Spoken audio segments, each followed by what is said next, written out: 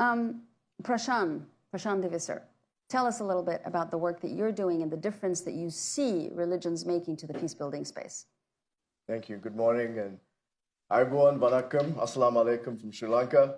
It's an absolute joy and a privilege to be here. I've enjoyed my time, and I really especially want to thank the Council on Foreign Relations for the warm hospitality and invitation.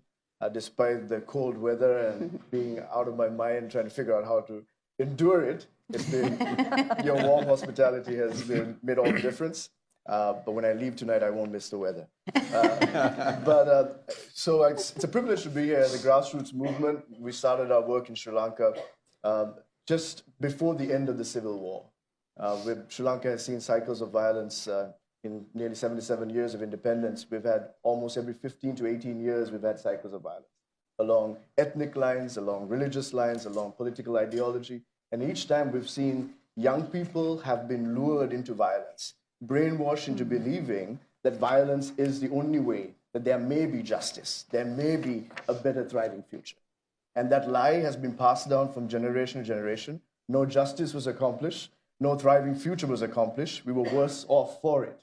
And we as a generation, towards the end of the Civil War, started asking this question, saying, there has to be a better way. What if a new generation dares to unite? A new generation dares to look at the way things have been done, and we don't have to make the same mistakes. You know, if there's one thing we've learned from history, is we don't learn from history. So what if a generation is mature enough to say, where have we gone wrong in the past? And how have these same mistakes been made over and over again? And at the same time, we looked at our country, and over 70% of Sri Lankan youth, when we started off 18 years ago, didn't have a friend outside their ethnicity or their religion. A small island the size of the state of West Virginia, with 22 million people, and 70% of a new generation don't have a friend outside their ethnicity or their religion. But there are plenty of opinions about the other. And more often than not, they're negative opinions. And so you ask, how are you so confident about your opinion about the other if you have never met somebody?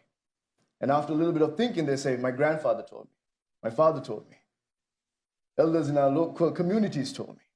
So it was inherited prejudice that led to more bad decisions and gave them no opportunity to enjoy the beauty of the diversity in our country and the refined experience that they could have. So we started asking that question, what if we can bridge that gap? What if we can bring young people together? And that started, having huge impact. Even the school system, there are about 10,400 schools in the island. And out of the 10,400, only 112 schools have Sinhala medium and Tamil medium under the same roof. So it's almost institutionalized segregation. So whenever an extremist group or a violent group wants to recruit, it's easy to brainwash young people to believe anything because they have no real life experience to know otherwise. Politicians, during election time, it's a perfect time to radicalize young people and make them believe if you want your rights, you have to vote for your guy. Your guy may be a crook, your guy may be violent, but it's your guy. And so they've continued to divide and rule. And so we started saying, if we can help young people have that interaction, have a deep, integrated experience, they will start making better decisions. And the model that we started in Sri Lanka today, we've engaged over 1.5 million youth in Sri Lanka in the last 15 to 18 years. And over 30,000 members. The movement has expanded throughout schools and universities. And then we started getting interest from other countries with similar realities. So today, long story short, we're Global Unites. We're registered as a nonprofit here in the United States. We're in 14 countries. Congo unites, Uganda unites, Afghanistan unites, Liberia unites, Sierra Leone, and so on. And what we're trying to train the new generation is, we've seen consistently there is very high amounts of segregation and a lack of experience of the other across religious lines, ethnic lines, tribal, you name it. And when you don't have an understanding of the other, like I said before, it's easy for you to believe whatever anybody tells you. So to have the ability of asking critical questions and have the courage to reach out. And in fact, one of the ways when we pick our key leaders, we ask them, who are your 10 closest friends? Who are the 10 people who will definitely be invited for your wedding? And then we said, I'll go through your list. And is there anybody who is from a different religion than you? Is there anybody who tends to vote differently than you? Anybody from a different socioeconomic background? And more often than not, these are people who want to be involved in peacemaking. There is no intersection. We have now launched in the USA as well. First time a movement from the global south is working with young people in the States for efforts towards reconciliation. And we're getting so many applicants of college students around the country. We want to be peace builders. We want to learn the art of bringing people together. And over 90% of the applicants don't have a friend across, like deep, inner circle friends across religious lines. And immediately you're paralyzing yourself from being effective, to really understand, to empathize.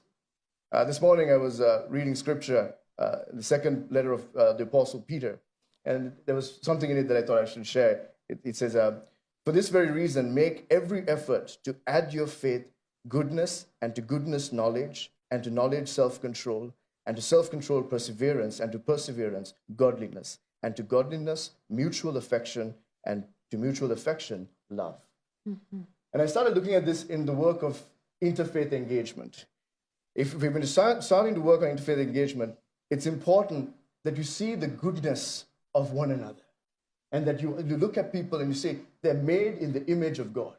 And sometimes God's image may be more intact in them than you. And to have that respect and reverence and thankfulness that you're able to learn from the goodness of one another. But at the same time, because of their goodness, the knowledge, pursuing knowledge of the beauty of that diversity. What do they have to offer? What is the richness of their cultures? What are their grievances? What are their aspirations? How do I empathize with them?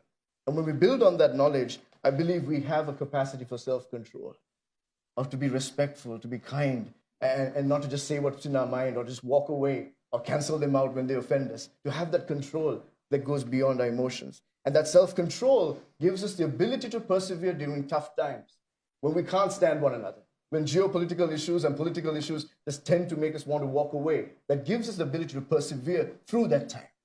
And those who persevere through that time will have a sense of godliness that goes beyond our mortal frailties, and to really be caring and loving even when it's impossible. It's almost like an unconditional love. And that godliness leads to mutual affection. Then we truly see affection for one another. We care, and people notice that. And that the mutual affection leads to love. A love that can conquer even the deepest of hate and the most challenging of times. And that's what we try to train our young people in, is that you need to be setting a standard. When Muslims are being attacked in our country by extremist groups, it was Christians and Buddhists and Hindus who stood around the mosque and said, you have to go through us.